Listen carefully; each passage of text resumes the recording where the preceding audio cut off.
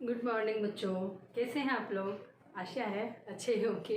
रोज़ एक ही प्रश्न होता है मेरा, कैसे होंगे, अच्छे होंगे। आशा भी है, लेकिन आशा तो आशा होती है, क्योंकि आशा है जब भी तो हम निराश नहीं हो पाते हैं। चलो देखते हैं, अपना टॉपिक चल रहा है समास। समास में अब तक अपने द्विगु समास तक पढ़ लिया था, आज हम पढ़ेंगे कर्मधारय समास। आइए देखते हैं कर्मधारय समास।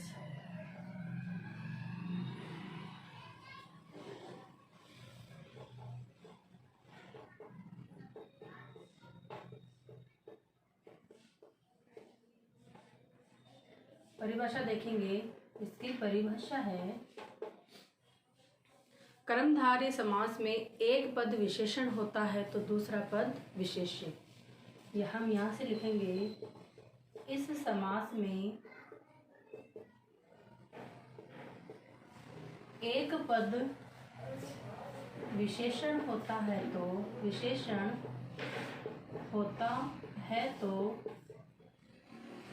दूसरा पद विशेष्य।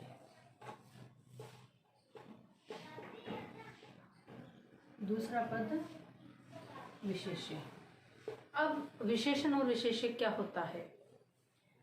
विशेषण जिसकी विशेषता बताई जाती है।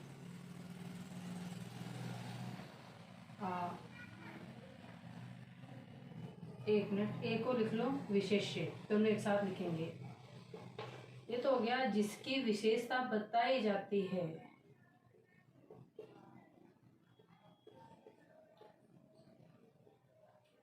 बताई जाए यानी संज्ञा और सर्वनाम।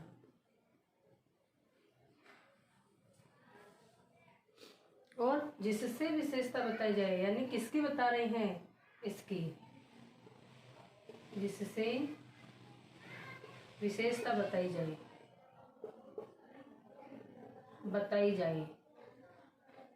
कहने का भाव यह है कि वह घोड़ा बहुत तेज दौड़ता है या वह घोड़ा तेज दौड़ता है। तो घोड़ा दौड़ रहा है, कैसे दौड़ रहा है, तेज। तो जिसकी विशेषता बताई जा रही है, जिसकी, तो संज्ञा विशेष्य हो गया, और जिससे बताई जा रही है किसकी बताई जा रही है तो विशेषण हो गया। आ जाएगा समझ में। फिर आगे लिखेंगे, परिभाषा में आगे लिखेंगे, इसमें कहीं कहीं उपमेय उपमान का संबंध होता है। इसमें कहीं कहीं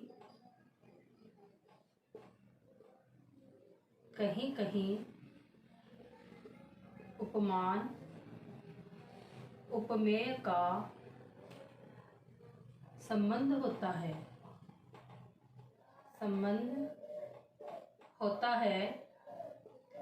कहीं कहीं उपमान उपमेय का संबंध होता है तथा विग्रह करने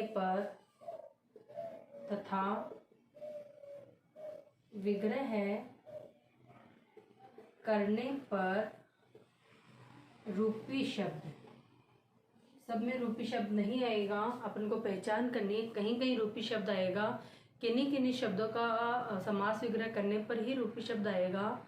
रूपी शब्द प्रयुक्त होता है।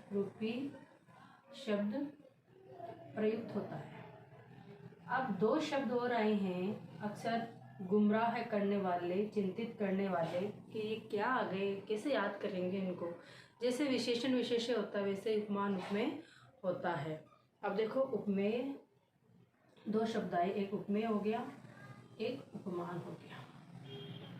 अब उपमान और उपमेय वह संबंध जिससे किसी की तुलना की जाए। वह संबंध जिससे किसी की तुलना की जाए।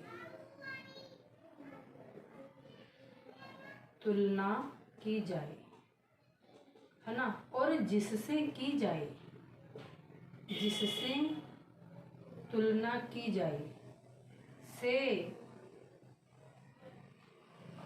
ये शब्द भी सही है है ना। और यहाँ पर आप ये भी ले लेना जिसकी, दोनों सही है। तो जिससे और जिसकी, जिसकी तुलना की जाए और जिससे तुलना की जाए, जिससे तुलना की जाए, ये होता है उपमान और उपमेय।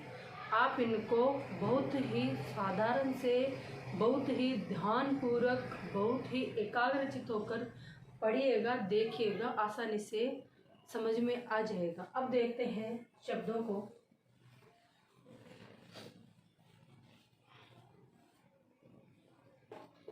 समास, समास विग्रह। भाई संधि होगी, संधि विच्छेद हो जाएगा। समास है, उनका विच्छेद करेंगे तो विग्रह हो जाएगा। तो समास और समास विग्रह, संधि और संधि विच्छेद, यानी शब्द और शब्दों का विग्रह है। जैसे नील कमल, नील कमल, नीला है जो कमल, कमल कैसा है, नीला, पहला विशेषण, दूसरा विशेष्य। भवसागर, भवसागर, ये आसानी से आ जाएगा, भव रूपी सागर। चरण कमल,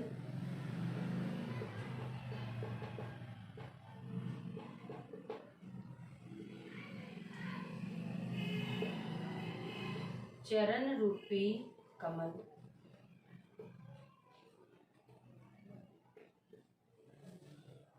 मृग नयन, मृग रूपी नयन, मृग रूपी नयन।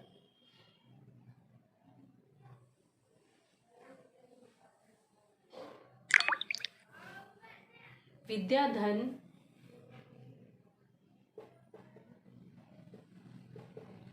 विद्या रूपी धन।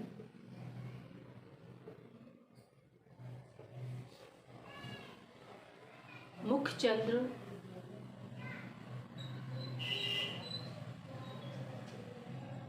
मुख रूपी चंद्र।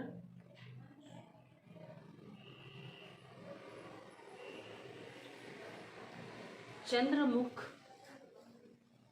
देखो इसको गलत मत करना, चंद्रमुख तो चंद्र जैसा मुख।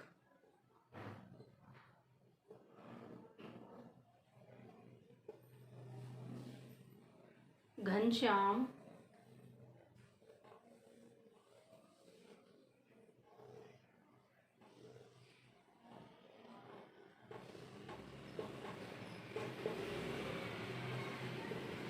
घन है जैसा श्याम, या घन जैसा श्याम, घन जैसा श्याम, बादल रूपी श्याम हो गया ना।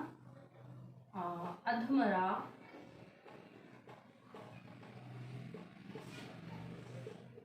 आधा है जो मरा।